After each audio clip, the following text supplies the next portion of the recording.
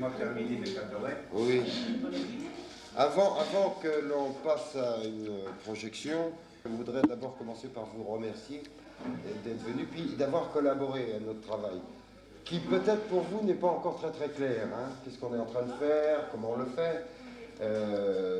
Peut-être vous commencez à percevoir, à comprendre ce qui se passe. Hein. On a essayé de raconter une histoire qui concerne particulièrement le pays minier, la vie quotidienne dans le Coran, et les camarades, les stagiaires qui sont ici, toujours dans l'idée de la formation, toujours dans l'idée, c'est une école, ils apprennent ce travail de photographie, de cinéma, ont réalisé un premier essai, un premier travail. C'est pourquoi on vous demande de revenir nous voir, de continuer de travailler ensemble, pour que vous aussi, de votre côté, vous compreniez quel est notre travail, comment ça se fabrique un film. Et je crois que déjà, vous avez répondu et qu'il y a des phrases qui correspondent à cette action, qui sont déjà enregistrées dans le magnétophone. Bobine 5.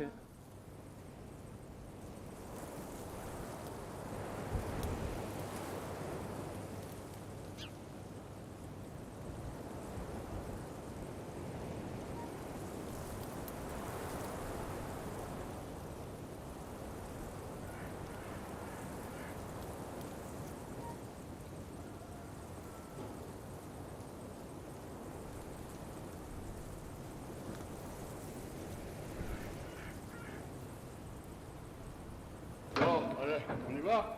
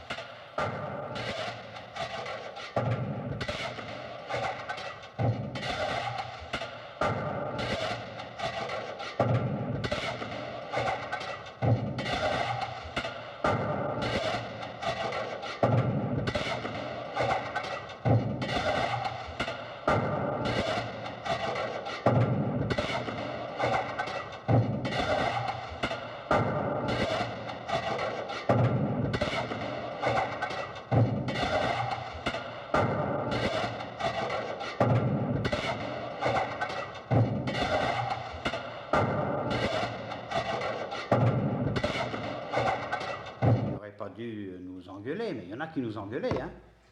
Démerde-toi, avec ici, balai de fatte, quoi, t'es à dire des tortues. Quoi que ça menait, t'es venu à Alphos pour roupiller ou quoi? Ouais. T'es de paillasse, te l'as ramené avec ti. Ah ouais. J'étais effondré, hein, parce que je ne me plaignais pas. Vous savez, à la maison, on ne se confiait pas, hein. Bon, quand je disais à ma mère que j'avais mal à la tête, j'avais un mal de crâne fou, elle disait c'est rien, en allant au boulot, tu vas te remuer, ça va passer. C'était dur. Ah ouais, parce qu'elle, quand elle était fille, elle allait travailler chez le Seigneur. Il fallait pas avoir mal à la tête. Puis elle disait que quand on travaille, on respire, ça s'en va. On oublie son mal de tête, quoi. Et on oublie son mal de tête. C'était le moyen, il n'y avait pas d'aspirine. Oh oui. Alors ça, moi, ça m'a bouleversé, ça m'a écœuré à tel point que j'échafaudais. Avant même de lire Zola, avant même de lire l'histoire de l'anarchiste qui fout tout le truc en l'air dans le puits, là. Moi, je me disais, bon sang, s'il y avait une fois quelque chose qui se passerait, qui foutrait toutes les fosses en l'air, et que pousserait dessus des arbres, des champs de blé, tout ça, ce serait magnifique. Quand j'étais gosse, je me disais, si quelqu'un pouvait faire ce miracle-là, par vengeance, tellement il m'écœurait. Bon, il m'écœurait. Et jusqu'à maintenant, vous voyez, même dans le patois, hein, quand j'entends le patois, ça me rappelle ces mauvais moments-là. Parce que les premières engueulades, les plus humiliantes, c'est en patois que je les ai, moi, récupérées, comme d'autres, mais eux, ils avaient l'habitude. Chez nous, on ne parlait pas le patois à la maison, on parlait le polonais. On n'avait pas l'habitude d'être engueulé en patois français. En polonais, oui, mais pas en patois. Alors c'était autre chose. Et c'était directement lié au travail. Donc, le patois, l'odeur le cambouis, le tout bas, la chic dans la bouche aussi, tout ça, ça m'a pas fait aimer le boulot. Hein. Viens là-bas.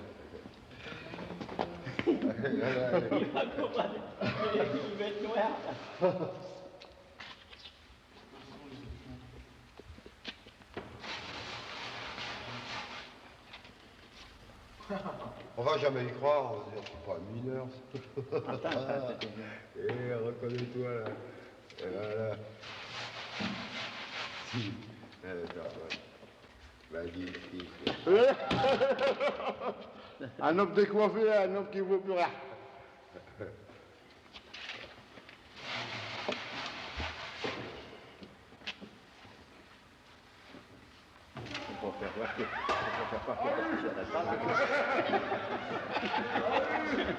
Voilà. Bon, en même lampe.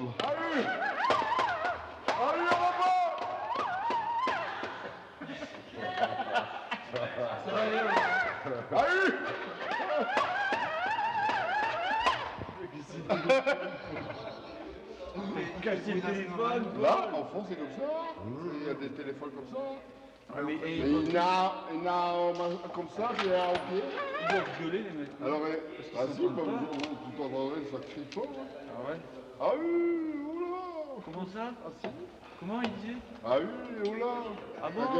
Quand le Rambo ne veut pas marcher, avec crypto là. Ah si. Ça va?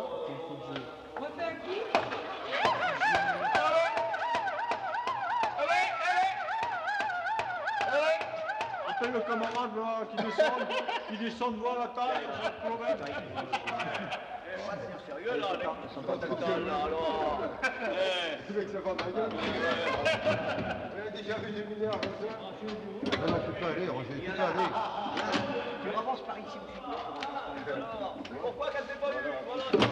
Tu piques comme ça. Tu peux passer devant, hein, Roger, il n'y a pas de problème. Oui, tu peux. Alors, il y a Ça pas tombe pas tout le temps. Ça va pas quoi? Alors, il a pas là. Ouais, continue comme ça, tu fais, et puis de temps en temps, tu peux. Ça, il faut Voilà, descendre la gauche. C'est bien là, voilà. Tu vois, il touche le caoutchouc. C'est bien ça, il avance.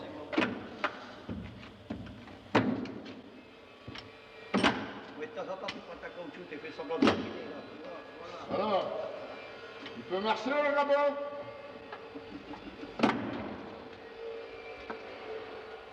Alors, ça peut marcher? Ah mais c'est vrai que ça va être lourd. Allez, vas-y. Ça y est, je suis à 1 litre là. Je suis à 1 litre, camarade. Bon, bah. 1 litre de transport. Prendre une mine, c'est pas rien. C'est un mariage.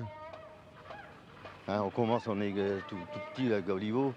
Hein, et puis on arrive à la retraite, on se demande même comment on a fait. Tout le monde n'y arrive pas. Hein. Ah, malheureusement. Il y en a beaucoup qui culbutent en cours de route. Hein. Mais pour vous, c'est un beau mariage. Pour moi, oui. Pour moi, oui. Je peux pas me permettre de faire une critique sur la mine parce que je l'ai aimé. J'ai aimé la mine comme on aime une maîtresse. Une maîtresse, c'est pas toujours de toutes les qualités. Hein. Ça peut être méchant, ça peut être cruel, ça peut être gentil. Et la mine, c'est un peu. La mine, elle vous meurtrit, mais elle vous apporte des joies. Elle vous apporte. Premièrement, vous faites des contacts humains. Maintenant, on ne le connaît plus, ces contacts humains. Ça n'existe plus. Les corons. Les corons, qu'est-ce que c'était avant? C'était une famille. Tandis que maintenant, ça n'existe plus parce qu'il n'y a plus de mine. Ça semble bizarre ce que je dis. Hein. Je suis persuadé qu'il n'y en a pas beaucoup qui vont leur exprimer pareil. Hein, ils critiquent parce qu'ils sont silicosés, parce qu'ils ont été blessés, Mais qu'est-ce que vous voulez? Comme j'ai dit tout à l'heure, la mine, c'est un grand combat. Hein, quand on combat, il faut toujours un gagnant et un perdant. Bon, au début, on est jeune, on a la force, on est gagnant. Puis après, les années viennent, puis elle a le dessus. Là, on est vaincu. C'est ça la mine. C'est pas quelque chose de terrible, terrible, à partir du moment où on l'aime. Voilà. Et vous regrettez pas d'être vaincu? Non. Non, ben, ce que vous voulez. Je me suis même content parce que à l'heure actuelle, j'ai 55 ans, 80% de silicose. Bon, bah, je me permets quand même encore de pouvoir voyager. Parce que elle m'a abattu dans un sens, mais je me rebiffe. Je veux pas qu'elle me tue. Elle me tuera tout doucement, mais pas d'un seul coup. C'est parce que je l'ai aimé. Si je l'avais pas aimé, bah, elle m'aura battu tout de suite, comme beaucoup. Il y en a beaucoup, aussitôt ils sont à la retraite, parce qu'ils ont un peu de silicose, ils se laissent abattre. C'est fini, ils se condamnent eux-mêmes, je dirais même. Elle vous a abattu, mais on abat aussi les chevalets. Ouais, oui. Ah, les chevalets, oui. Alors là, les chevalets, c'est quelque chose de pénible. Parce que, comme ça fait partie intégrante d'une vie, hein, les chevalets. Les chevalets, ça a l'air de rien du tout quand on les regarde. C'est un amas de ferraille. Hein, mais c'est quand même là où on débute, c'est quand même là où on fait connaissance avec la terre. Parce qu'on y rentre dedans. Alors voilà pourquoi j'avais présumé qu'on allait abattre le chevalet. Et j'avais écrit, je suis bien heureux qu'il est encore là d'ailleurs, un lavaudit, mais un garde l'espoir. Parce que personne ne voulait le croire. C'est vrai que chez Tour un fer, qui a vaut des chadus les hommes d'alter, chez pour les mineurs, un morceau de leur cœur. Pour eux, elle a été le paradis, l'enfer. Là où il s'est fait des copains, des frères. Encore hier, elle tournote.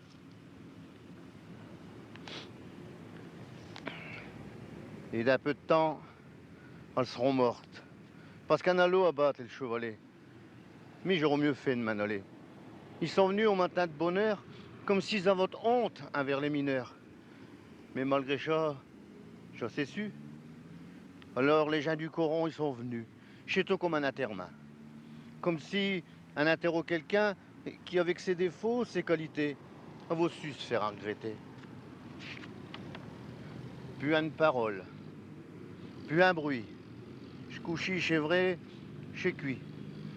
Ils l'ont miné, il vaquèrent.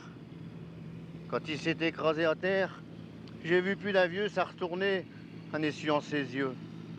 Il y en a même un qui a crié, ils l'ont pas abattu, ils l'ont tué. Mais malgré ça, il restera pour nous mineurs un grand souvenir dans notre cœur. J'espère qu'elle ne va pas tous les enlever. Que chez Touré de Fer, chez Chevalet, un fera comme elle l'a fait pour chez Moulin, et qu'elle nous en laissera quelques-uns.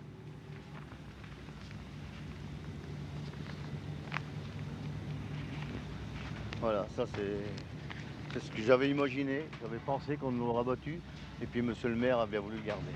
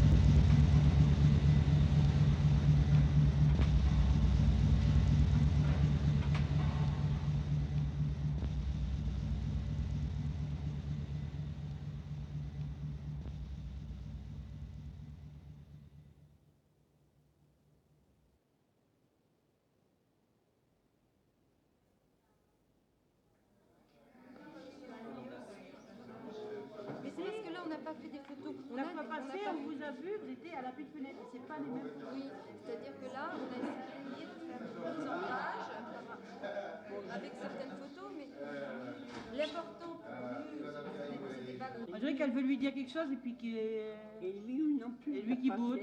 Hein, Qu'elle l'a grondé parce que, je sais pas, il y avait quelque chose et puis T'as pas à rapporter assez de sous. Ouais, c'est ça. C'est comme là, ben là c'est pareil, lui il est là, bon, on dirait qu'il pense à quelque chose. Et puis qu'elle lui a parlé, puis bon, il est pas content, bon, bah, elle est partie. Hein, si, c'est. Moi je trouve que c'est dans mon groupe personnel, je trouve que c'est bien. Si, c'est belle. Si elles sont belles. Même ici, moi je trouve que c'est bien, c'est net, hein, on peut pas demander de plus. Hein. C'est bien aussi. Moi, j'ai trouvé que les photos, elles sont pas grossies. Un peu, hein. Un peu oui, non. Par rapport à cette photo, Je sais pas, je me trouve. Je suis peut-être forte, mais je me trouve. Énervée.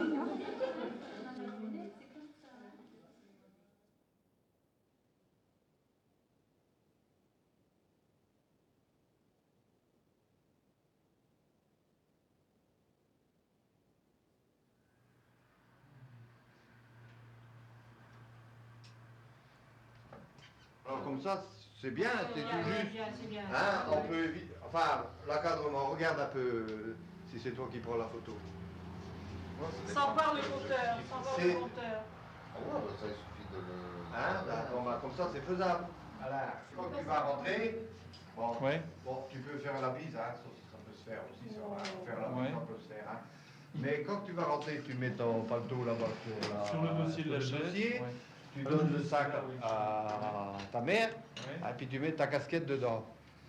Puis à ce moment-là, tu dans le blouson. Puis à ce moment-là, tu dis, tu t'assieds, tu dis quelle journée. Bah, elle te dit, ah bah t'es bien en retard.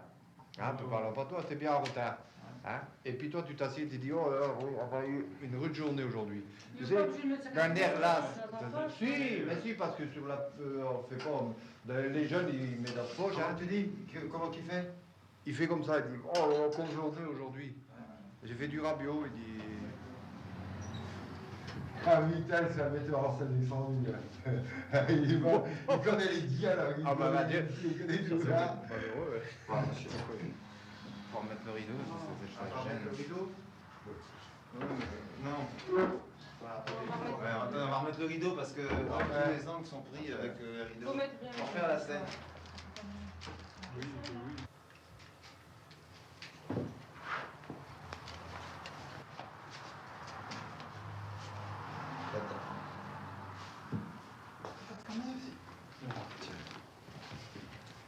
Moi j'aurais pu en prendre un aussi.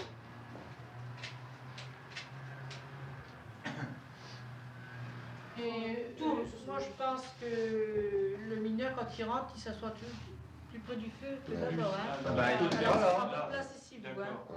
Et moi je me Ouais, parce ici, que hein. quand on rentre, on est toujours plus fatigué, on est frileux. Hein. On appelle ça clémire, ça veut dire il s'endort. Alors moi je frappe sur des poches, je dis allez, faut que tu vas dormir. Faut aller coucher. Dormir. Allez vas-y, bah oui j'arrive. Et puis vous savez, il a travaillé toute la nuit sans dormir hein, pour de la mine. Alors là il faut que la mère elle lui dit va coucher, tu seras mieux dans ton lit. Hein, c'est ça. Ah bah oui. Hein. C'est ça. C'est surtout ça. Après le café alors. Après le café quand Après vous avez mangé. Bah, vous êtes réchauffé, vous êtes réconforté. Alors vous avez tendance à dormir, vous n'avez pas dormi de la nuit, vous avez travaillé au fond de la mine toute la nuit, c'est ça? Alors vous avez votre cœur qui dort et tant que la mère qu'elle sait faire pour débarrasser de la table ou bien quoi, ben, vous êtes là. Alors la mère elle dit ben, allez va dormir, tu seras mieux. Et il y a parfois que le père qui donnait le lit chaud à son fils pour qu'il dorme bien. Viens, ma place elle est chaude. Ah oui, ça se faisait aussi. Il donnait la place à son fils, sa place était chaude. Après, le pauvre malheureux qui se mettait dans la chaleur de son père.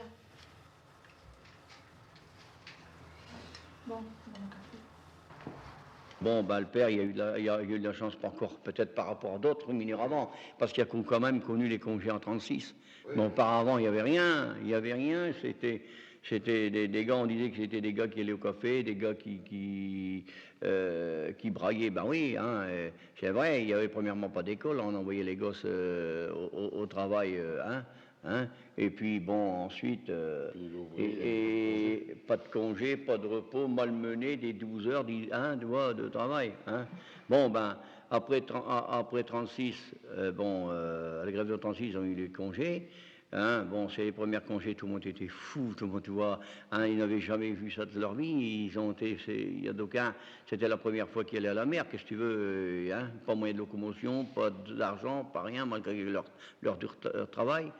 Et ensuite, bon, bah, il y a eu la guerre, bon, et la guerre quand même, l'organisation syndicale, et puis enfin, les mineurs se sont défendus, leur grande greffe, elle est là pour le prouver, et après la guerre, bah, l'organisation syndicale, la CGT, elle a grandi, hein, elle avait un nombre très important d'adhérents, parce qu'on a eu aussi à l'époque la direction des anciennes compagnies minières, enfin, c'était nationalisé, mais il restait encore ces gens-là, hein, dans les puits. Et puis ils essayaient alors il a fallu se battre, hein, bon, au niveau des puits, au niveau de la région, au niveau du gouvernement, sur le plan national, hein. Mais on a fait des grandes grèves et puis on est arrivé à faire changer les choses. Bon, avant la guerre, quand tu étais pensionné, tu te mettais dehors, hein, tu n'avais pas de logement. Hein. Ah bon? Tu te débrouilles, tu fais ce que tu voulais. On te disait, bon, ben, tu travailles plus aux mines, allez dehors, hein, tu vois. Bon, ben, ça, on l'a acquis en 1945, hein, la sécurité sociale, tout ça. Bon, ben, on a acquis ça, hein. C'est-à-dire que j'ai compris, tu vois, moi j'étais élevé chez moi, comment je vais dire ça, avec le père chrétien, tu sais. Alors le père, c'était un homme doux, tu vois.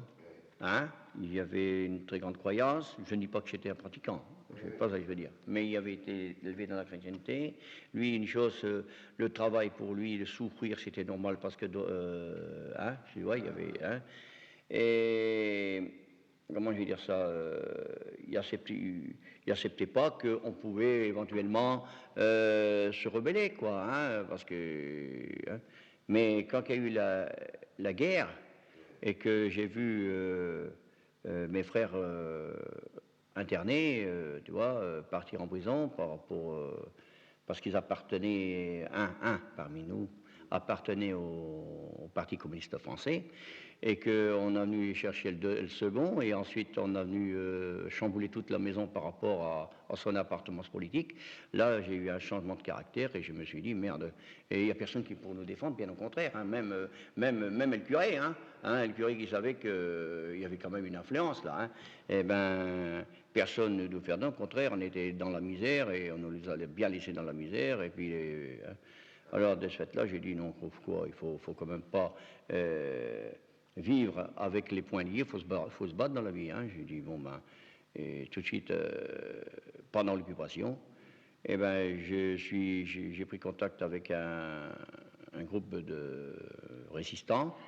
J'ai vu mon jeune âge, bon, ben, à l'époque-là, j'avais 16 ans. Hein. Et mon rôle, c'était de lancer des tracts dans les cités, mais hein, bien sûr, en prenant toute précaution.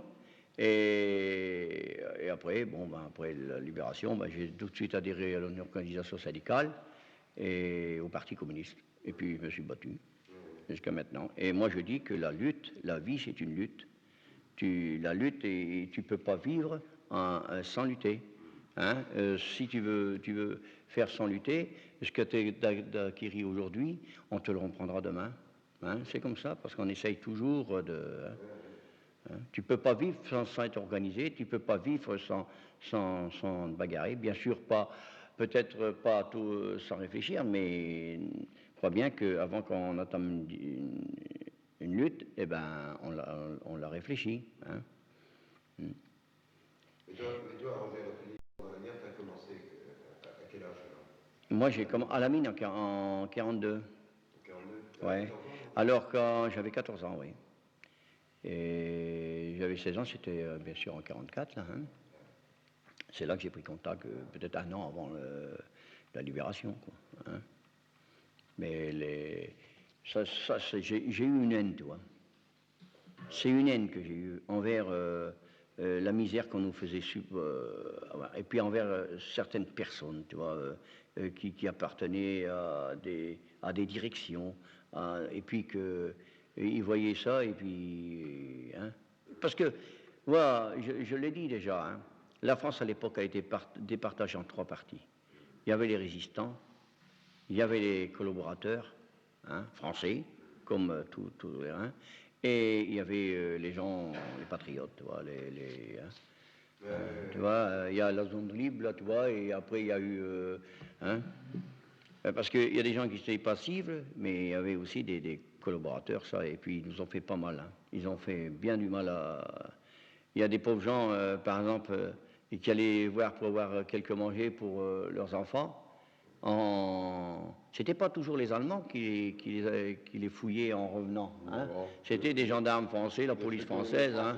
Et puis ils prenaient tout ce que les gens avaient fait, des 80-90 km pour aller à vélo. Avec les vélos, c'était avec des flexibles de piqueurs, hein, comme chambre à air, là, hein.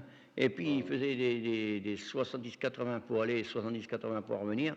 Ils ramenaient peut-être parfois avec une iffe de beurre ou deux, ou peut-être un peu de pommes de terre, un peu d'haricots. Arrivé, ils tombaient sur un morceau de lard, il y arrivait une patrouille de police française, allez hop, on t'embarquait tout. Tu vois, hein? Alors, il y avait ces gens-là, ça existait. Et là, c'est une chose qui m'a écœuré, une sorte, enfin, je suis bien content que j'ai disparu, parce que j'étais hargneux, si.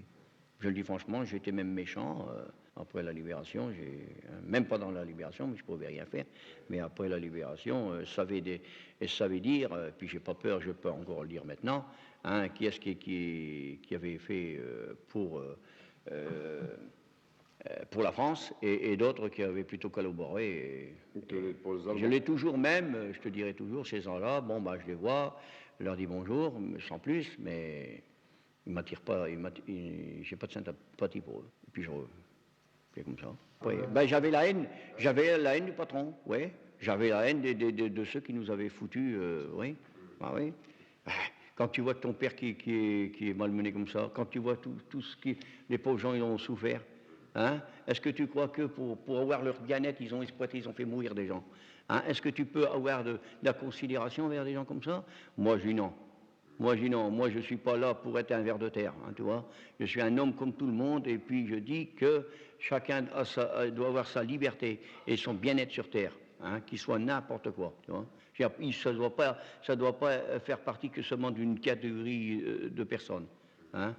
Bon, aujourd'hui encore, quand tu vois tous ceux qui ont des patrimoines, et puis ils se plaignent encore plus que les autres, hein, et puis à côté d'eux, tu vois des pauvres malheureux chômeurs, hein, des gens qui n'ont pas d'argent, hein, non, j'ai peut-être plus la haine, mais non, j'ai plus la haine, parce que je ne tuerai personne, mais j'ai besoin de les combattre, tu vois, hein, ça c'est combattre, oui, les combattre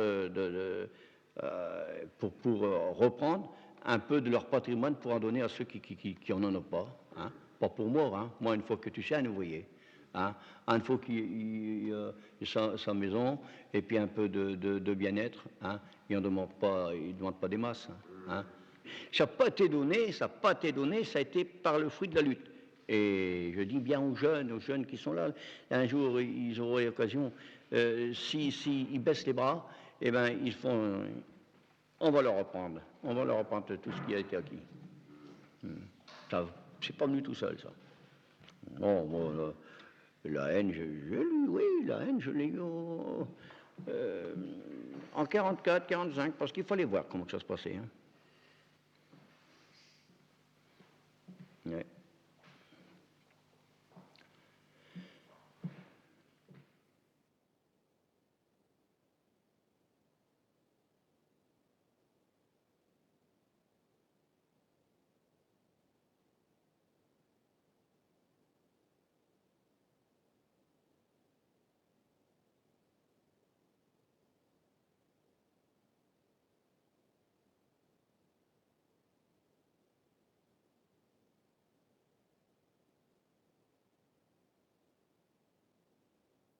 Que tout entier, les anciens, ils s'en vont.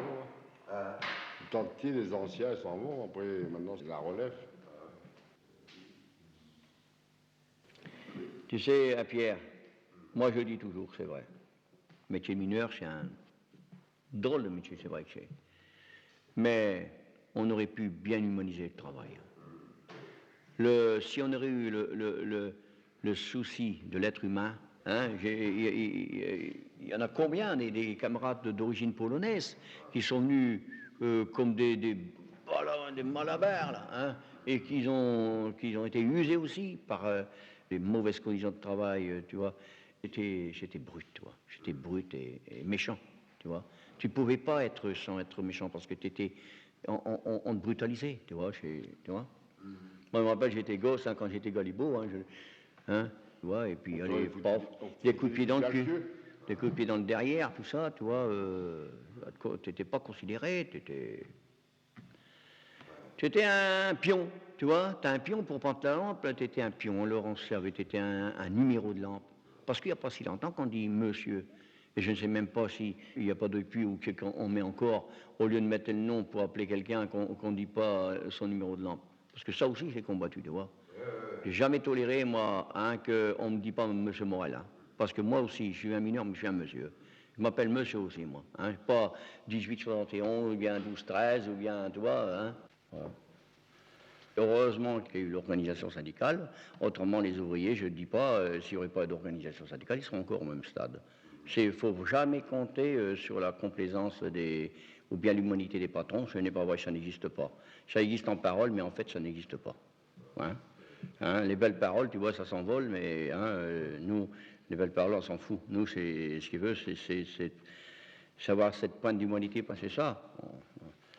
Voilà. Alors, d'ailleurs, le cimetière est là pour le prouver. Hein?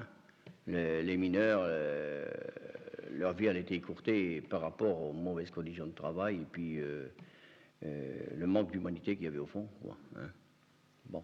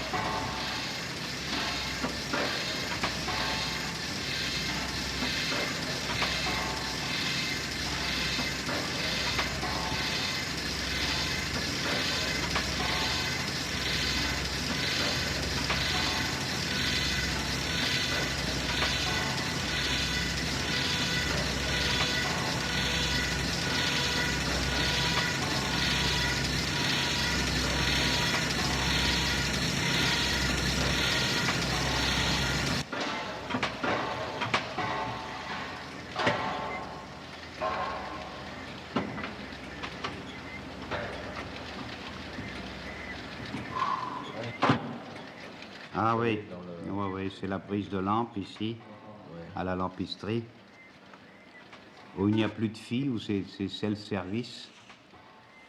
Ça a suivi les mêmes progrès que dans les magasins de grande surface. Plus de self-service, plus de filles. Parce qu'avant, c'était que les filles. Ah oui. Il y avait surtout les filles au guichet pour la distribution des lampes. Des lampes et puis elles prenaient la paillette.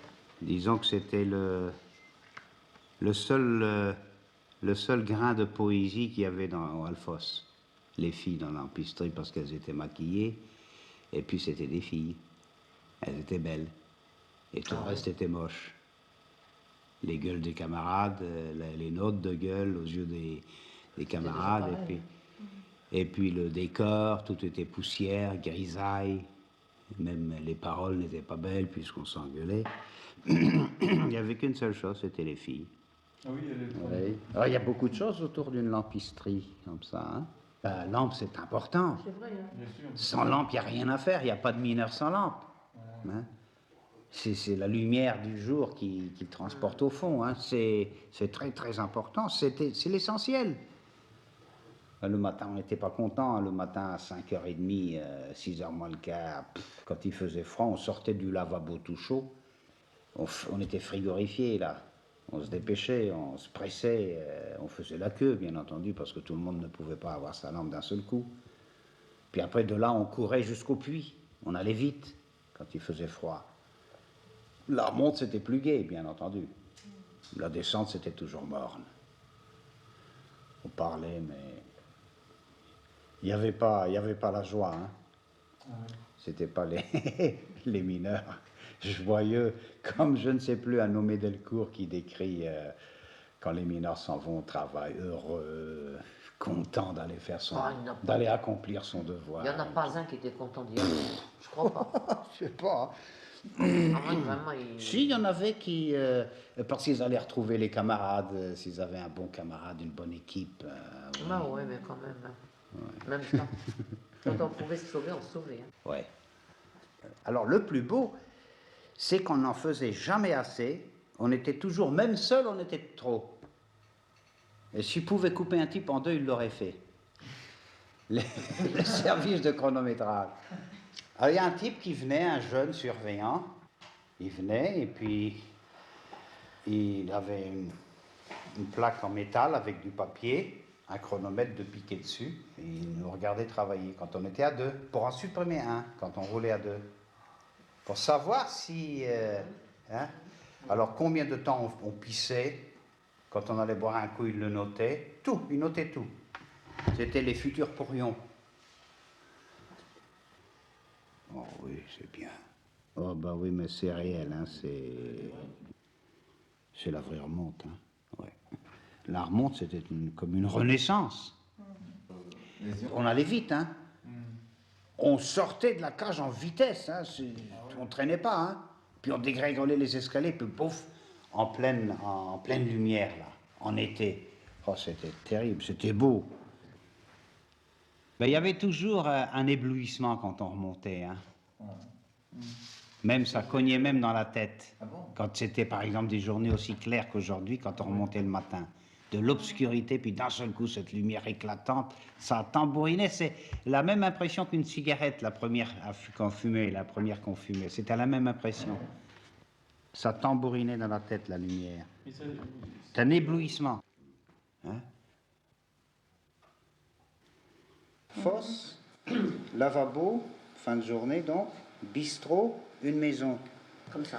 Et soit il est retenu au boulot, soit il est retenu au bistrot. Bon, ça c'est pas inquiétant, mais on ne sait pas. Soit il est allé voir cette Juliette, hein, ou bien il traîne au lavabo. Il y en a qui traînaient au lavabo, hein. Ouais. Ben, ils fumaient des cigarettes, ils bavaient. Quand ils arrivaient, parfois ils étaient tellement en train de discuter qu'ils étaient engueulés par le gars de lavabo. Il dit, mais je vais fermer, hein. Je ne savais pas. Il était plus agréable, en général, de fumer une cigarette avant la douche. Mais pour ceux il y en a qui remontaient, qui fumaient leur cigarette tout de suite. Et vous savez, avec plaisir. Il y en a qui la roulaient même en douce dans la cage. Ils roulaient, puis, parce qu'on n'avait pas le droit de descendre de cigarettes faites au fond. Non. Mais du tabac, oui. Alors ils descendaient le tabac avec une feuille à cigarette dedans. Et dans la cage, ils la roulaient. Aussitôt arrivé à la surface, ils se faisaient allumer la cigarette, pas parce qu'ils n'avaient pas le droit d'avoir d'allumettes sur eux, mais par un type qui travaillait à la surface. Et la première goulée, hein, oh, c'était enivrant. Mais d'autres ne le faisaient pas. Ils préféraient aller se mettre à torse nu, ils gardaient leurs pantalons, puis fumaient. Il y en a qui s'asseyaient par terre, sur le banc, puis discutaient. Alors là aussi, ça peut motiver un retard. Parce que parfois ils discutaient, même en s'étant lavés, ils continuaient de discuter, ceux qui n'allaient pas au bistrot, au lavabo. Quand il y avait des grèves, ou bien quand il y avait des événements, ou bien quand il y avait même des choses qui les intéressaient spécialement. Alors moi je pense que, enfin, c'est une idée, c'est une idée.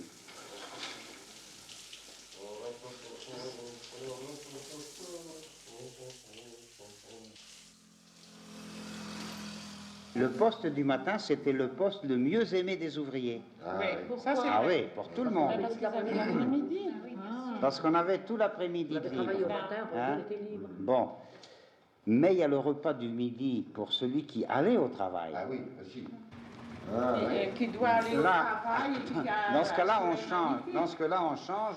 Non seulement il est démoralisé par le soleil parce qu'il doit descendre à 2 heures de l'après-midi, mais il doit y avoir quelque chose qui le turlupine pour le boulot. Il est triste et sa mère vous aussi. comprenez, il y en avait qui restaient très loin, à la Comté, à Rombreuve, alors ils laissaient leur vélo dans les cafés. Oui.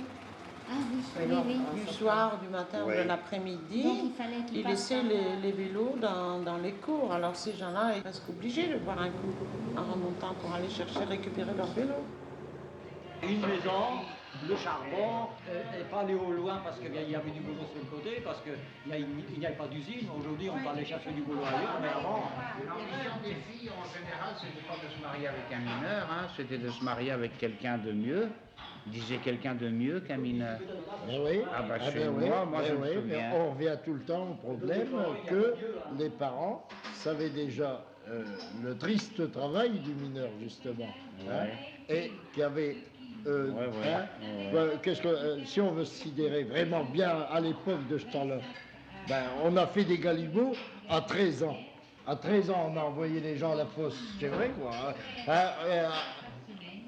Je sais pas, moi, à 17 ans, ben, c'était pas drôle de voir un gosse à l'abattage. Hein. Ah Il oui, travaillait à 17, l'abattage. 18 ans, Hein. c'était l'abattage. Ah ben oui, à 17 ans, c'était pas drôle. Puis il y a eu tout le temps période de la guerre, tu vois. Hein. Parce qu'il faut pas oublier non plus ce truc-là, la guerre. Hein. On a l'air de le laisser de côté, ça. Mais il faut savoir que les gamins, des gamins de 14 ans, là, comme le petit que je te prépare pour les chars, là, des tout petits comme ça, ben, ça allait travailler le dimanche aussi, ils n'avaient pas une seule journée de repos, rien du tout, tu vois. Alors, ben, nous, même en étant presque bestial, hein, on a quand même un petit peu pensé à dire à nos enfants, ben, tu sais, Mathieu, je voudrais pas que tu passes ce qu'on a passé. Voilà. Hein. Alors, oui, et puis après, bon, ben, tu vois finalement les techniques, l'évolution, il ne faut pas oublier qu'on a avancé quand même. Hein. Quand on sait qu'on est en retard sur les Russes, par exemple, de plus de 50 ans, soyons logiques. Hein. On a voulu revenir à leur niveau tout de suite quand De Gaulle y est venu. Bon, eh ben, il s'est produit ce truc-là, ben, mon vieux, les parents en ont parlé à leurs enfants et on ne voulait pas. Et on ne voulait pas, ben, tu vas pas te marier avec un mineur, parce que tu vois, d'un mineur, je sais qu'est-ce que tu es devenu. Hein, c'est bien comme ça, monsieur Claude. Hein, et puis finalement, ben, on s'aperçoit que on revient tout le temps, de toute façon, on revient tout le temps au même topo. Hein, et le topo, il est celui-ci, je pense, moi, hein, que on a une corporation vraiment qu'on a été lésé sur tous les sujets. Pourquoi on a été des exploités? Hein, il s'agit que de voir monsieur, il doit être silicosé, monsieur, là. Hein, et puis là, il n'y a pas à aller chercher au-dessus. Là, hein, et ben, tout ça, les parents ils l'ont dit aux enfants. Et ça, c'est automatique. On ne peut pas l'accepter. Justement, il fallait charger 30 berlines de 500 kilos pendant les 8 heures. À la pelle. À la pelle.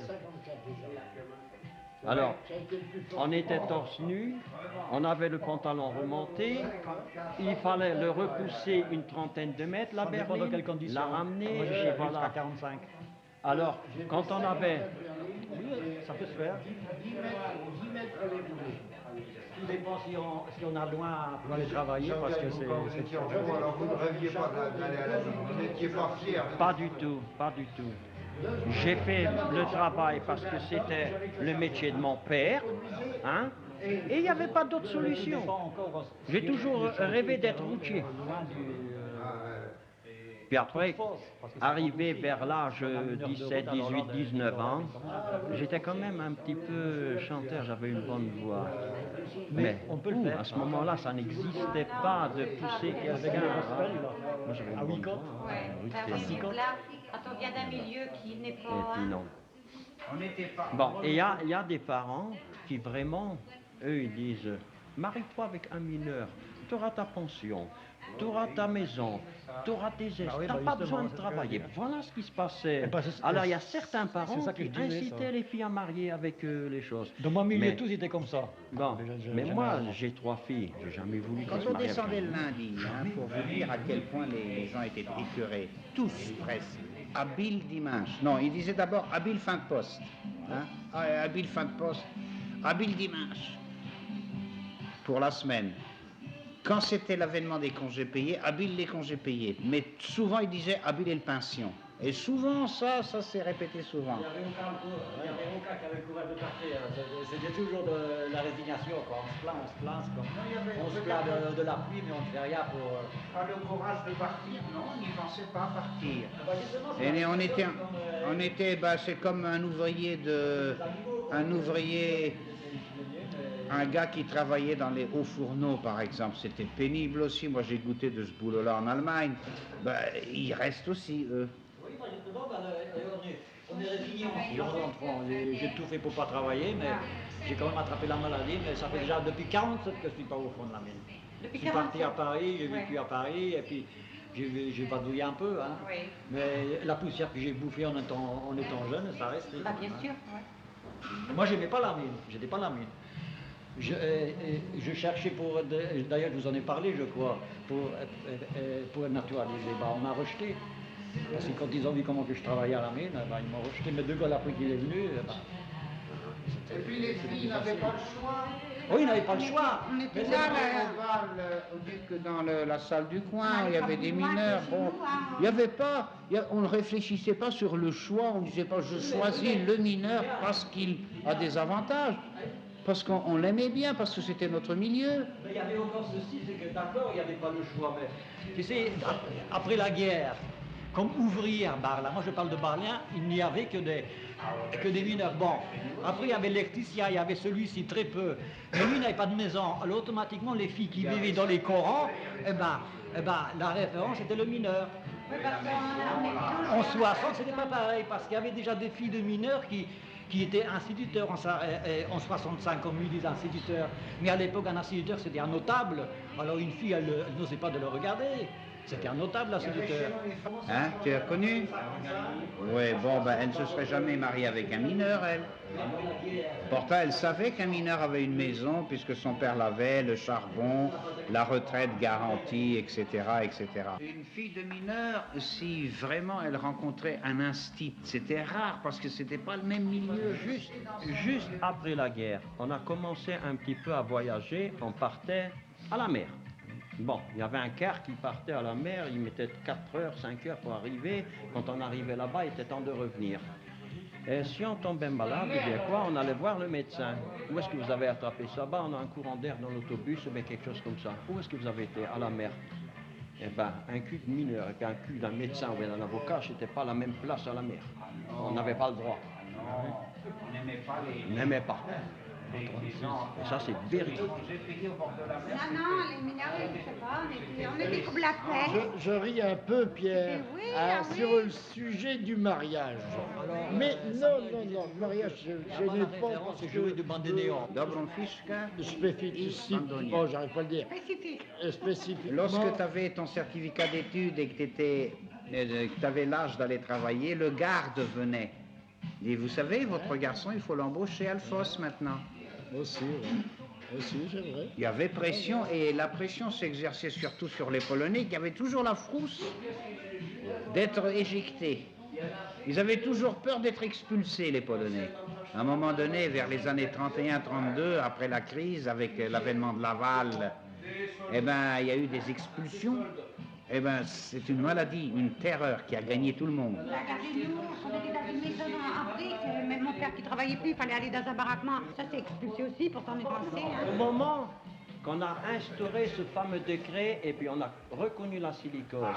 Alors tout le monde s'est reculé, il y a eu un renversement, on s'est dit, ça existe ça, dans le temps on ne savait pas.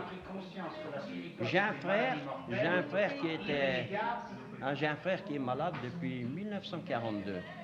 Il est silicosé sûrement à 100%. Mais il ne peut pas être reconnu parce que ça a été seulement en 1946. Le décret a été paru, bon, à partir de 1946. Eh ben, il a toujours été invalide. Depuis 1942. Ça fait 40 ans. Aujourd'hui, on a fait une bonne chose parce que toute cette invalidité générale, on a reconverti en année de jour. Et il savait qu'il y avait de la silicose. C'est bon, quoi. Oui, tu vois. Alors tu vois, c'est encore. Mais encore aujourd'hui, il y en a qui n'ont pas pris conscience. C'est très difficile. Il y avait pas cette évolution. Hein? Aujourd'hui, bon, on est presque même à dire qu'il y en a pas mal qui recherchent à retravailler au fond. Hein? Il y en a, c'est vrai que vous en avez pas mal qui recherchent. Pourquoi? Parce qu'on garantit la sécurité sur la santé, déjà d'une part. Bien que je dirais tout le temps, il n'y a rien de tel qu'un chômeur, il voit tout le temps le soleil. Hein, il n'y a pas de question. On parlait de féminisme. Oui, on parlait de femmes aussi. Les femmes mineures, ils ne sont pas féministes, ils n'étaient pas féministes. C'est pour ça qu'ils recherchaient la sécurité. Ils n'étaient pas du fait que, ou bien elle était bonne là, quand c'était des Polonaises à Lille, ou bien elle travaillait ici à la mine. Elles étaient enfermées dans leur coin, elles n'étaient pas féministes à l'époque. D'ailleurs, on ne parlait pas de féminisme, hein, mais la femme des mineurs, elle n'était pas féministe du tout. C'était une ménagère et puis c'est tout. C'était normal qu'elle se marie avec un... C'est vrai, les deux catégories de Polonais, tu avais une catégorie de Polonais que la femme bêchait, et puis l'autre, en tant que féminine, elle s'en foutait des bagues. Oui, parce qu'elle travaillait comme un homme. Ah non, ça c'est sûr. Dans les journaux, on recherche une bonne Polonaise, hein, mais jamais une bonne Française. Parce que la Française, elle préférait aller travailler à la mine parce qu'elle était déjà plus évoluée, quoi. Bah oui, justement. L'autre, mais les Français avaient quand même ceci d'assez particulier, c'est qu'ils avaient fait la révolution de 49. Il y avait un problème de cléricalisme qui jouait chez les Polonais. Toutes les bonnes femmes étaient toujours au pied du curé, etc. C'était pas le cas chez les Françaises. Hein. Chez les Françaises, il y avait beaucoup de femmes qui n'étaient pas qui étaient anticléricales, qui étaient plus émancipées en général. Hein, en général, je parle parce que. Bon.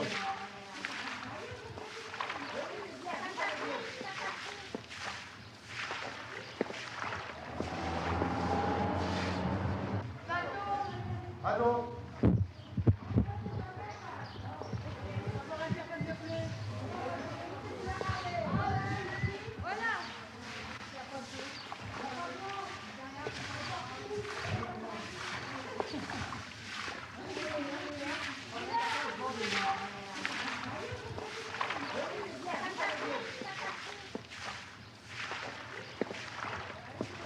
La vie des mineurs. Je suis une fille de mineur. Chez nous, on se levait de bonne heure. Je vous parle dans ce poème de ce dur métier qu'ils aiment. Il faut se lever tôt le matin, se vêtir de ses bleus, mettre son béguin. Les yeux embrouillés de sommeil, de boire son café, cela réveille. La mère prépare le briquet, avec de larges tartines bien beurrées. Un boutelot de chicorée clair qui mieux que tout les désaltère. Et ils descendent la joie au cœur pour travailler pendant 8 heures.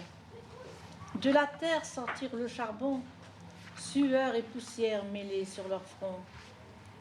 Ainsi j'ai vu partir mon père, et à 14 ans mon frère, sur ses épaules à peine faites, où il suspendre sa musette, pour accomplir avec ferveur le dur travail des mineurs, qui se transmet de père en fils, avec leur vie en sacrifice. Son père lui avait promis, tous les deux, les voilà partis, si frêle sous sa grande casquette, en fumant sa première cigarette. À 2 heures, c'est la remontée. Le petit ne s'était pas trompé, son visage noirci de charbon, d'avoir trouvé sa vocation. heureux de faire comme son père. Au loin, il aperçoit la mère qui l'attend sur le seuil. Elle essuie une larme à l'œil. Elle comprend que son petit bonhomme est en train de devenir un homme. L'eau est bien chaude dans le chaudron, comme il fait bon dans la maison. Sur le feu passe un bon café et se mijote un cassoulet qui apporte, après un dur effort, tout le plaisir du réconfort. Quand vient le jour de la quinzaine, d'avoir gagné avec tant de peine ce salaire bien mérité, de beaux billets neufs encore collés, il est heureux et fier. La mère lui dit, donne la place à ton père. L'arôme du café au nez les chatouille, ils auront droit à une bonne bistouille. Et la vie a parfois du bon quand on a vécu dans les corons. Comme moi, on y trouve le bonheur, car je suis devenue femme de mineur.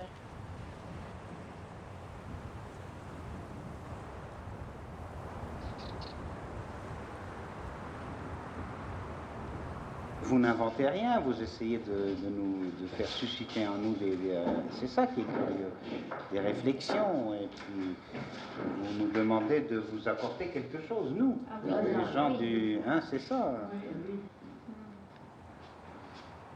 Et moi, personnellement, quand je rentrais du travail, je ne disais rien.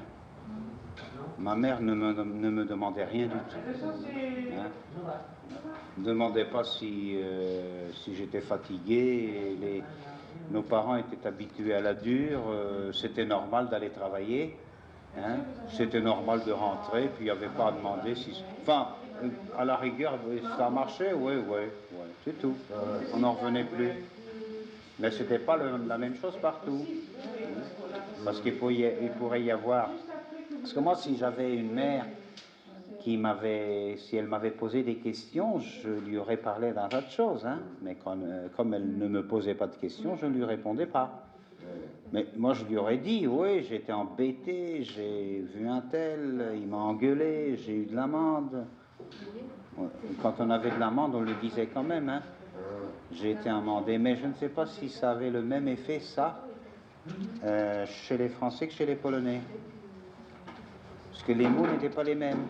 On devait expliquer la fosse en polonais. Tandis que le français l'expliquait en français, c'était pas pareil. Ça avait plus de force peut-être ici. Lorsque le français rentrait, il le disait en patois à sa mère. Ben, je n'ai plein le dos, je me suis fait engueuler par le porion. Hein, j'ai pas fait ma boulot comme il aurait voulu que je le fasse. C'est ça, hein. Déjà, le cheval de fer, c'est quelque chose de dur, d'impitoyable. Un cheval de fer, c'est pas un cheval comme d'habitude. Moi, ça me fait penser au chevalier de l'Apocalypse. Un cheval de fer, c'est pas du tout un cheval, celui qui court dans les prés.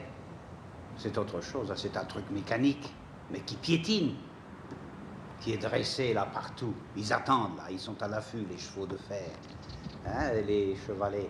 Pourquoi les appelle-t-on les chevalets? Il y a un mot cheval dedans. Ils attendent là, sur leurs pattes de devant, appuyées, hein. Comme ça. C'est pour ça que le titre était bon. Moi, c'est ce que ça m'a évoqué à moi. Cheval de fer, piétinement du type, on écrase. Discipline de fer, vous voyez, tout est métallisé dans la vie, tout est métallique, tout est mécanisé. Il n'y a presque plus de choses humaines qui passent. C'est ça, hein. Et un peu comme les chevaliers du Moyen-Âge, avec la cotte de maille en fer aussi. Et c'était toujours pour massacrer quelqu'un. Un cheval de fer, c'est pas du tout pacifique, hein. C'est pour tuer.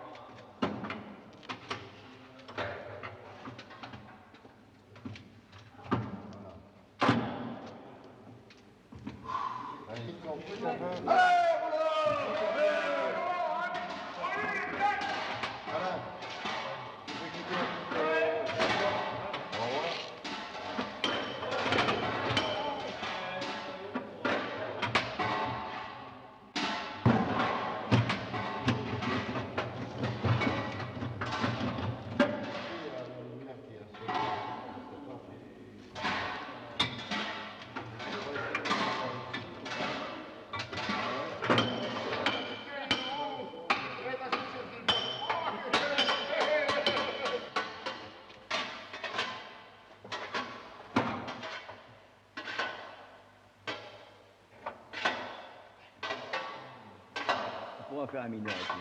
J'ai le 5, on peut faire un mineur. Attends, on va les mettre tous les deux dedans, tout à l'heure. Hein. Comme ça permet de faire des enfilages.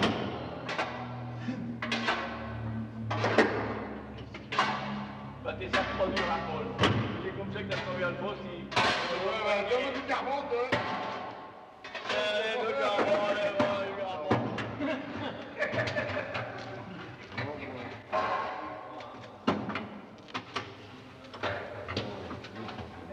Alors, à quelle heure on va arriver, là? On va arriver. Non, mais les gars, on va rien gagner, là. Ah ouais. On y fait, hein. Ah, on peut. On a Paul, tiens, Paul, il va tomber dans le dos. Paul, vas-y dans le dos. Ouais, moulou, Paul. Que je vais m'en le charbon, là.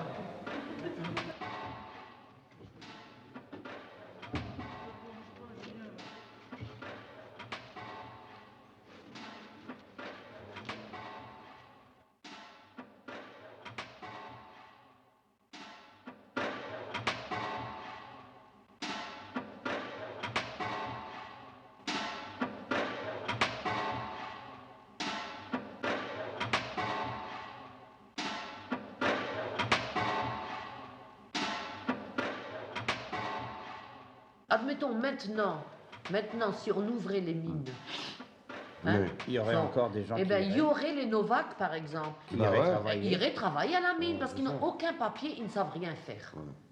Alors là, ils iraient.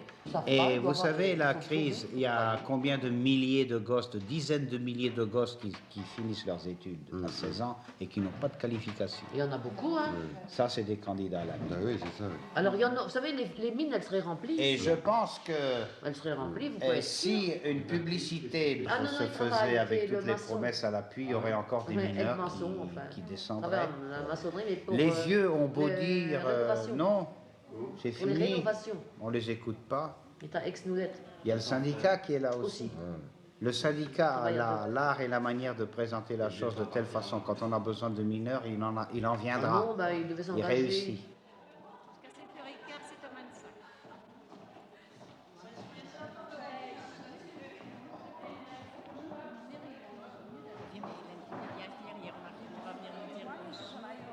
Non, moi je suis de la piscine, j'ai pas rien fait. Comment ça a été là cet après-midi? Vous dans votre truc? Oui. Bonjour. Bonjour. Ouais. Bonjour. Ładnie się na nim patrzy, nie? One się ładnie wystawali, że ładnie będziemy ładnie wystawali, moi je me maquille jamais. 7h moins le quart, qui c'est qui a dit pour 7h moins le quart? Ferrigan s'est dit c'était pour 7h moins le quart, je n'ai pas été prévenue, hein. On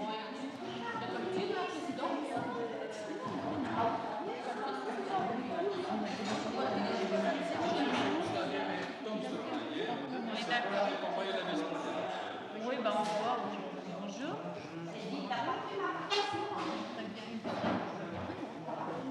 Rien vous dire, non, n'est pas nécessaire. Et quoi? On n'a pas 700 mètres de Paul, chcemy Francusko, jeżeli mamy przecież na co ona jest, na to zawsze stosuje. Vous comprenez rien. Et vous voulez comprendre ou non? Alors ça c'est vraiment du charabia, hein, vous avez entendu maintenant. Vous savez, là vous allez entendre français, polonais, tout en même temps, hein. Nick-nac, hein. Il rigole parce qu'il fait le fun.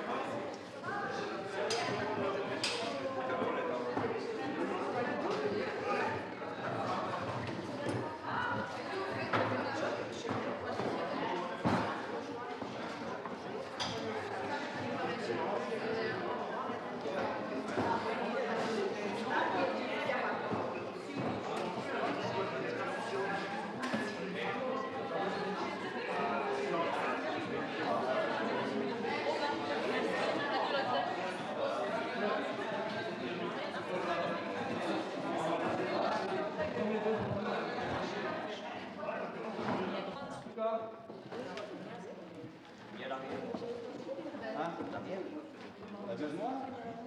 Ah non? Attends. Oui, la veuve noire. Parce que j'ai deux programmes. Hein.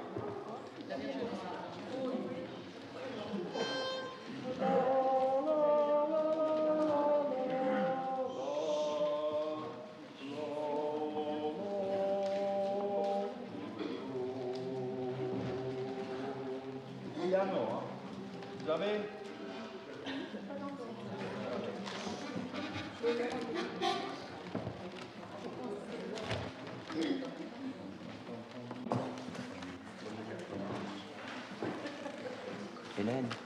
Hélène, la Vierge Noire. La Vierge Noire. Allez. Je l'ai fait pour photocopier. La Vierge Noire. La Vierge Noire.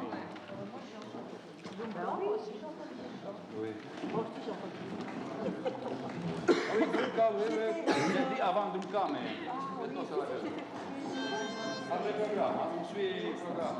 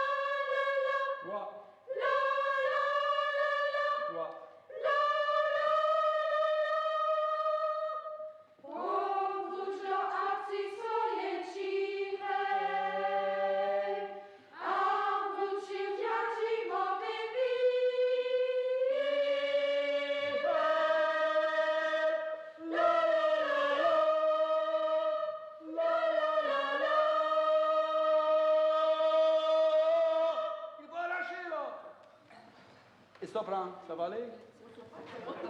Ah.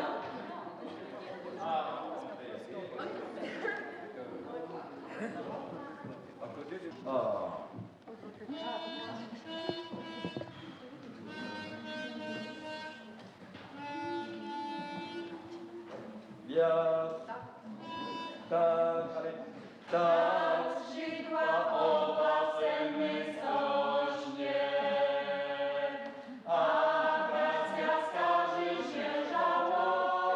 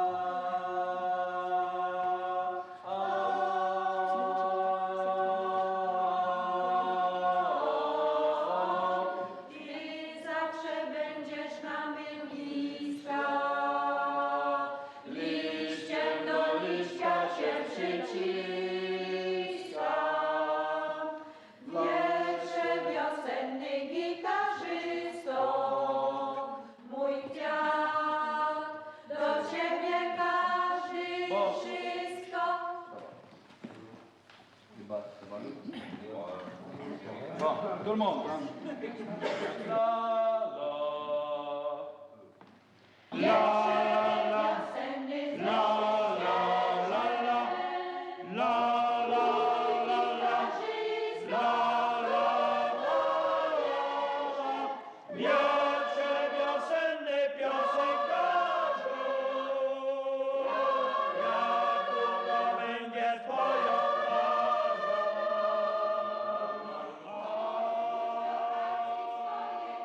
On a des rêves, on rêve en couleur, c'est d'autant plus qu'on est toujours dans le gris, dans le noir. On aime beaucoup les couleurs. Vous savez que les gens du Nord, les Flamands, aiment les couleurs. Comme l'a dit quelqu'un, une chanson de je ne sais plus qui, là, enfin c'est bête sur les mineurs, il y a une chose qui est bien, et quand il n'y a pas de soleil dans la nature, on l'a dans le cœur. Hein. Les fleurs, c'est pareil. Des fleurs, il y en a beaucoup. Il y en a sur les papiers peints, il y en a sur les tabliers des dames, il y en a dans les jardins. Ouais. Ah oui, oui, oui. Ouais. Ah, oui, oui. Et pour quelqu'un comme nous qui arrivons de l'extérieur, ça frappe beaucoup. Hein. Oui. Ah oui. Ah bon, mais nous on n'a pas l'habitude, oui. On en a tellement l'habitude qu'on ne sait même pas. Les malades, silicosés. Ça va pas trop. C'est le temps, Bah oui, c'est le temps, hein. Grand-mère qui n'est pas bien non plus, hein, là. Non. Non. Ah non, le docteur est venu. Hier? Oui, pareil. Puis piqûres, hein. On lui fait des piqûres. Encore? François aussi, hein. Ah oui, il vient d'avoir, mais jusqu'à maintenant, elle n'a pas fait de 3 semaines, hein. Oui, tous les 3 semaines, il y a une piqûre. Ah ouais. Et moi, le mien, j'ai parlé Ça au va pas? docteur. Oh non, il est nerveux, il est mauvais, il devient... Oui, oui. Oui, oui, oui, qui on a pauvre. Oui. Et puis il maigrit, il met... Oui. T'es pas nerveux, là? Oui, Seigneur. Mais alors ici, je lui ai dit, hein, vous savez, moi, docteur, ça se maintient, mais là, regardez-le, lui-même qui l'a dit. On ne peut rien lui dire. Tu lui dis quelque chose, il ouvre une bouche comme ça, puis il casse toute la maison. Bah, moi, je croyais qu'il était Il n'a calme. jamais été comme ça. Calme? Ben, viens à la maison. Ouais, ben, tu sais, hein, quand on est malade, hein, tout dérange. Hein. Ils sont nerveux. Hein. Moi, je trouve qu'il manque trop. Ouais. C'est comme ça. Hein. Jeden chłopczyk na przechadzkę i trafił księdza. I ksiądz mówi, gdzie idziecie, monsieur? A on mówi, bo idę na przechadzkę i zaś idę nad morze. patrzeć, czy jest ciepła woda, to się będę kąpał. To pójdę z panem, mówi ksiądz. Przyszli do tego morza, chłopiec zbadał tam tę wodę, mówi ciepło, będę się kąpał. No i, a wy księżu, nie będziecie się, panie ksiądz kąpał? A on mówi, no i oni mu mają dba. A on mówi, to nic, to tam mówi, w slipsie możecie kąpać, to nic, tam nie wie, żeście są ksiądz. A on mówi, mówicie? A on mówi, oj. Ten się rozbierał, od razu tak na niego patrzy i powiadał, mówi, ksiądz ma, ale poważnego. A on mówi, co? A on mówi, ciebie się marzy, mi się zdaje dzisiaj. A on mówi, przecież taką dużą parachią, to muszę wszystkiego obsłużyć.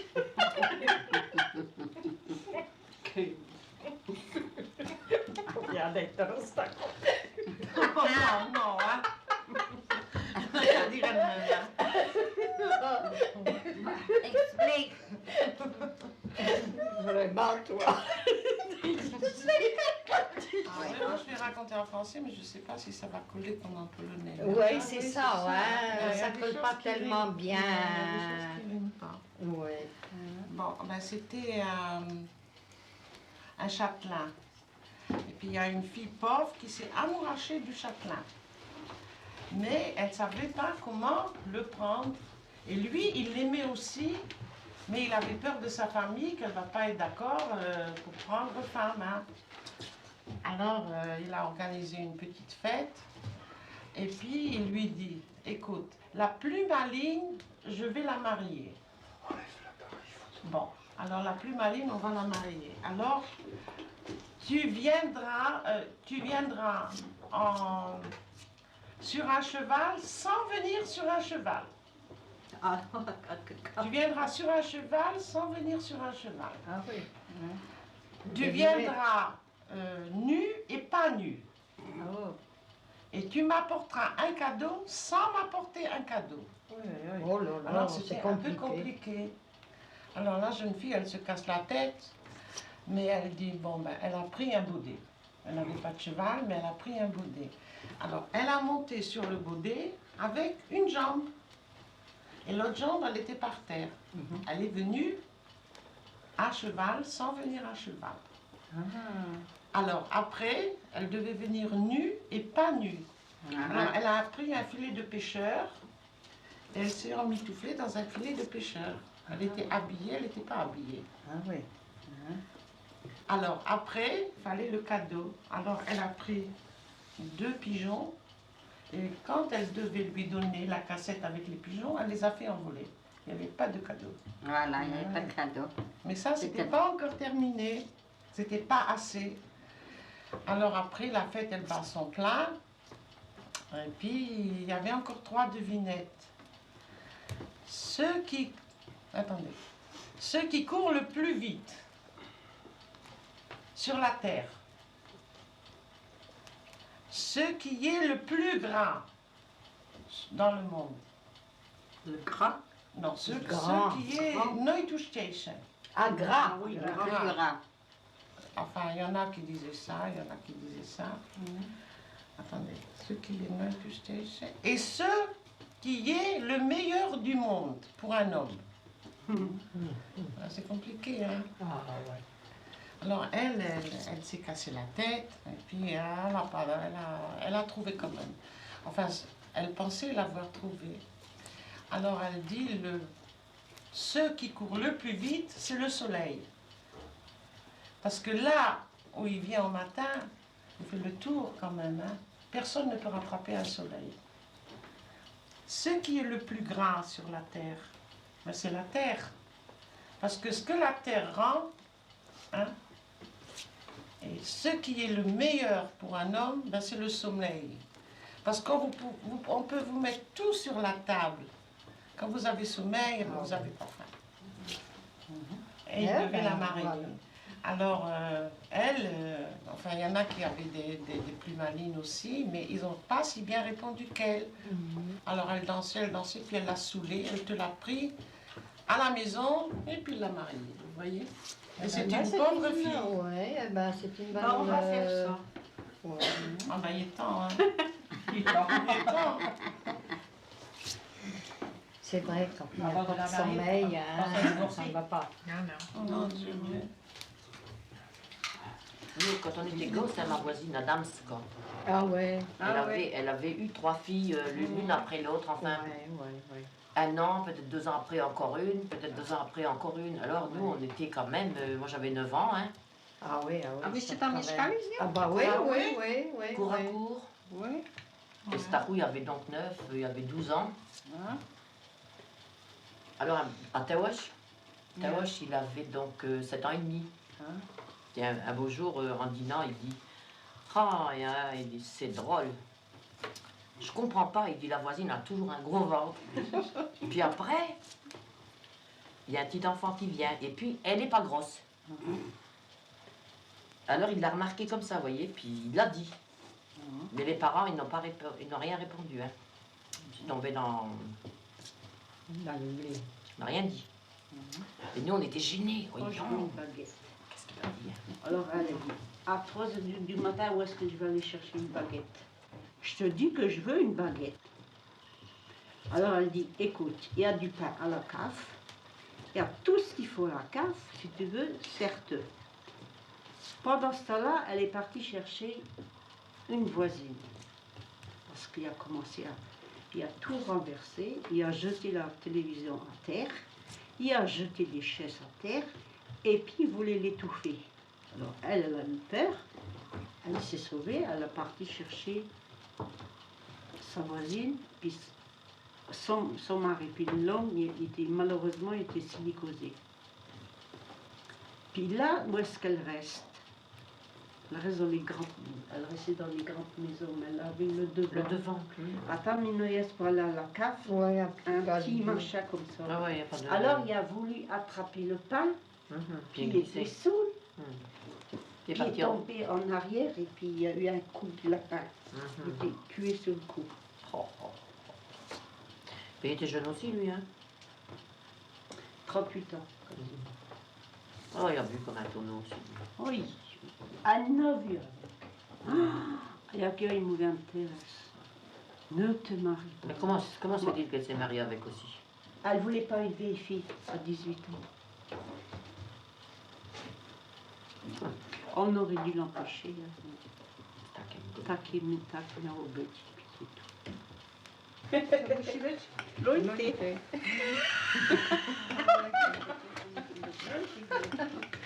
Nie, ładnie mówisz.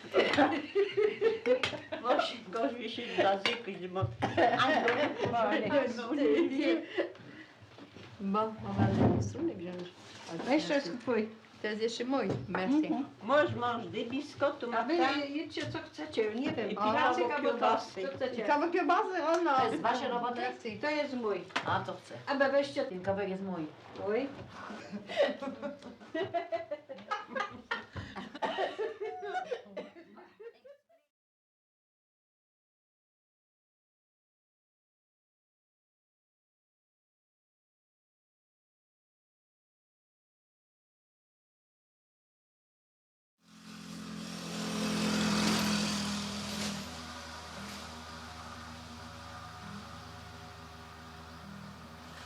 Le chevalet qui tombe, c'est un peu la conclusion d'un tas de drames parce que les gens ont été obligés de quitter leur coron.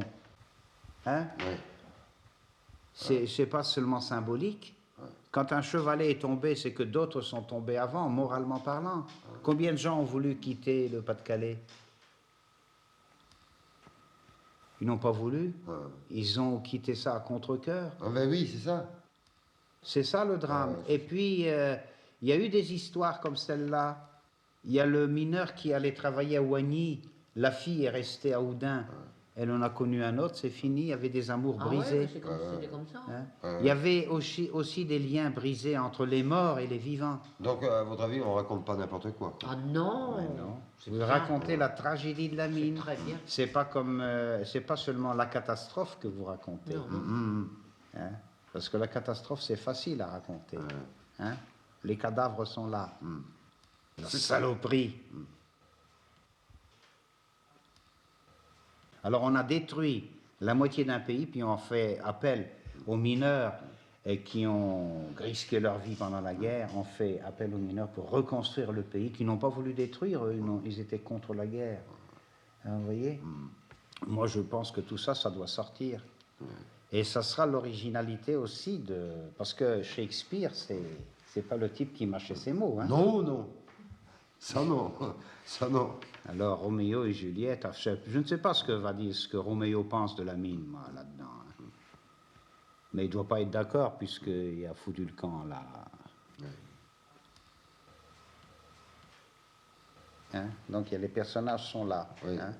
Et puis, ce qu'il y a de symbolique, c'est que cette vérité va éclater dans un bistrot.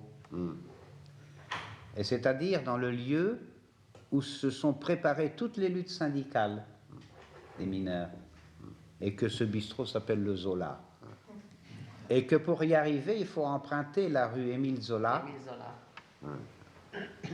Et passer devant une fosse.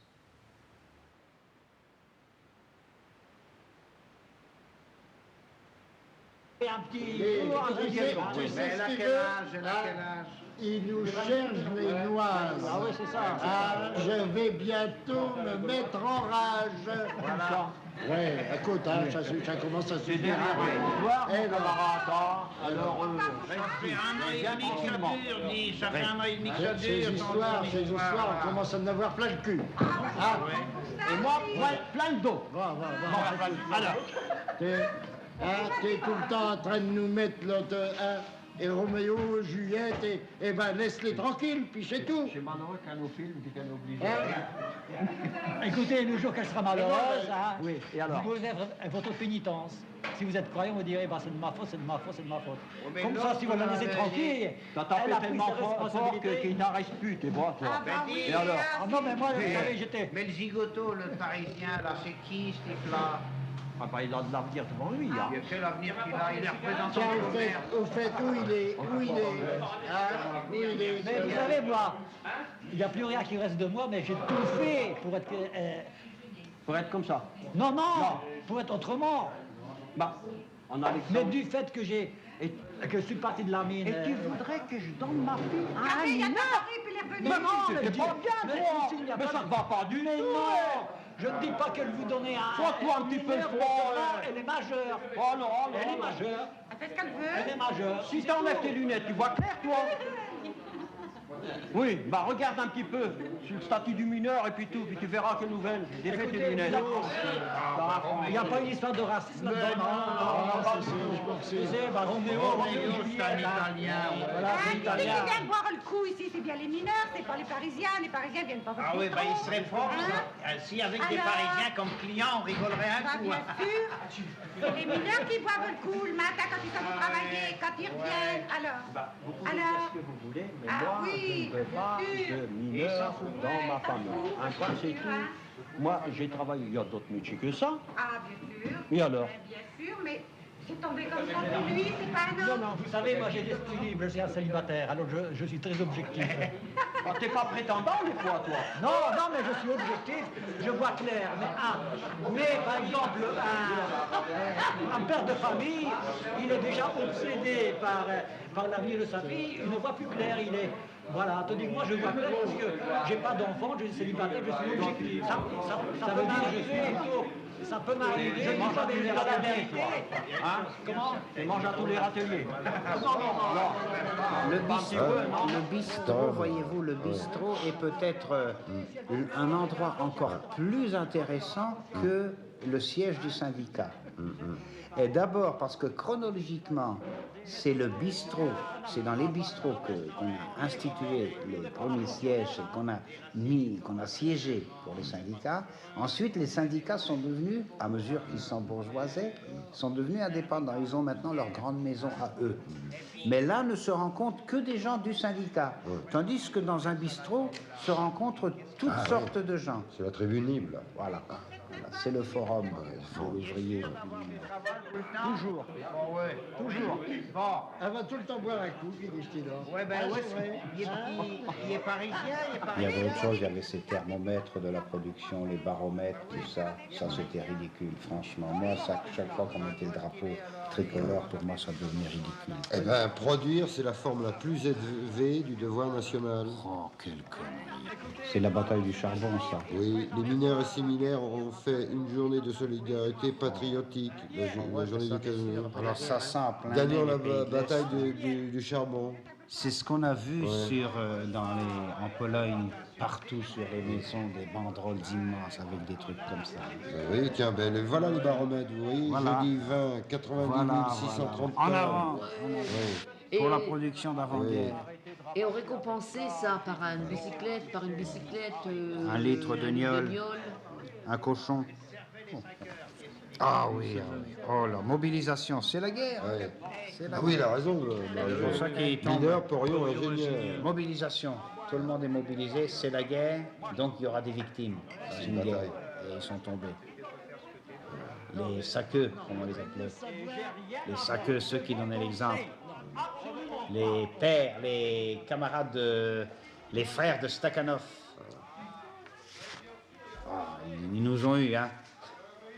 Et dire que le syndicat s'est on travaille le 15 à coquiner avec les capitalistes pour nous avoir. C'est ça. hein. Oui, j'en suis bien content. Mais dites, il va être vidicocu, votre... Ah oui, ah ouais. On ferme les fosses.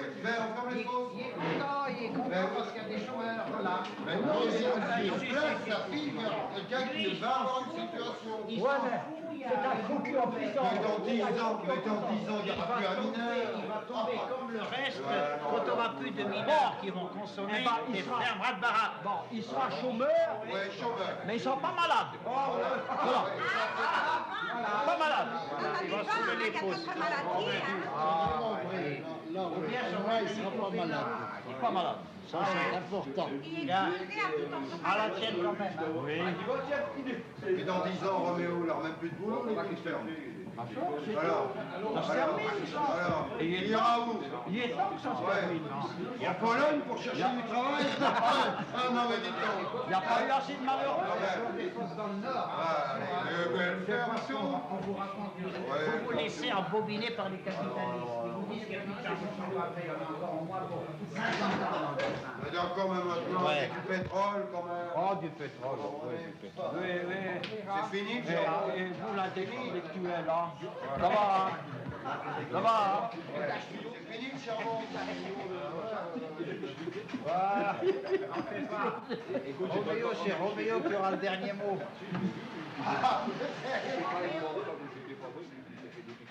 Ne dis rien, camarade.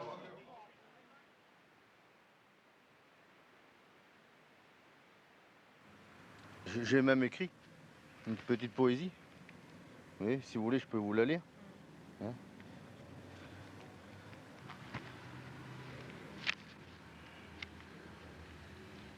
À 4 heures, elle réveille a sonné. Les fêtes, c'est tout fini, terminé. Il n'y a pas, il faut leur partir travailler. Et les femmes, elle a tout préparé. Paquet de toile bleue et un briquet. Et dessus le tape, il y a sa déjeuner. Lui, quand il s'est levé, il l'a embrassé. Puis tous les deux, ils ont bu le café, en se parlant tout bas, pour pas réveiller le tcho qui dort moins bas. Et comme l'heure est au venue, ils se sont embrassés. Et lui, à mon main, il l'a tenu. Puis le musette à sa dos, ça paquet pas dessus. Il l'a encore embrassé dans la rue. Avec sa camarade, ils sont partis. Alors, Choïté, t'as pas fait trop fort? Bah non, on a fait un famille. Avec les gosses, on n'a pas fait d'orgie. Malgré que dans le sapin, on a mis des bougies. Et t'y Choïté? Et comme ça, jusqu'à le déchat, ils se sont tout racontés. Ils ne savotent pas chez braves mineurs que le déchat là pour leur famille, chez tout le malheur. Quand elle sirène à la donner, tout le monde y a écouté. À se demander ce qui est arrivé. Puis ça a été le nouvelle. Et le mauvaise nouvelle. Il y a eu un coup de feu à le Fosse 3. Il paraît qu'il y aura 2 morts, peut-être 3. Aussitôt, les rues ont été envahies. Chez femme, demandote. Chez qui? Chez qui? Après, elle a dit, il y en a plus que chat. Peut-être 5 ou 10, elle ne sait pas. Vous n'avez pas vu mon homme? Tout chez femme s'interrogeote. Puis après, chat s'est su. Il y en avait 40 et des disparus. Un ordi que je tends participe à la douleur parce que le ciel est mis à noir comme si vous l'êtes avec les gueules noires. Mais quand on a sorti les cercueils, plus d'un y avait une larme d'asnol. Une cinquantaine de déchantes, heureusement, et 42 morts. Choche est au certain. Mais si par malheur il y en avait plus, combien qu'il y en a qui seront revenus? Ça, elle ne le sait pas et elle ne le saura jamais. Mais pour ces femmes qui ont aimé l'homme qui leur a tout donné, et le dernier baisse dans leur cœur restera gravé. Voilà, ça c'est la catastrophe. Voilà comment j'ai réagi. Vous voyez, j'ai pas pleuré, mais bien sûr, ça vous crée quand même une amertume. Moi j'étais sauvé, j'étais retraité. Mais j'ai quand même pensé, j'étais là. Quand on a remonté les cercueils, ben, ça vous fait dur quand même. Hein. Et ça vous marque. Hein. J'avais mon petit garçon avec moi, là. Bah, il était pas à chialer, lui. Hein. Il n'était pas mineur, il était fils de mineur. Mais ça fait un gros coup. Hein. Surtout quand vous voyez tous ces gens qui viennent là, aux nouvelles, hein, et qui se demandent, parce qu'ils ont eu leur mari qui est descendu. Il y en avait quelques-uns de sauvés. Mais est-ce que c'était leur mari à eux ou le mari d'une autre? Ça fait mal, hein. Vous ne savez pas. C'était toujours de la résignation. Voilà.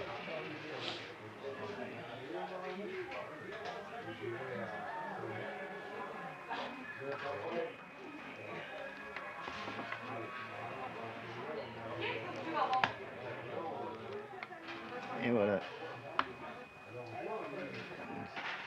on a un programme d'établi.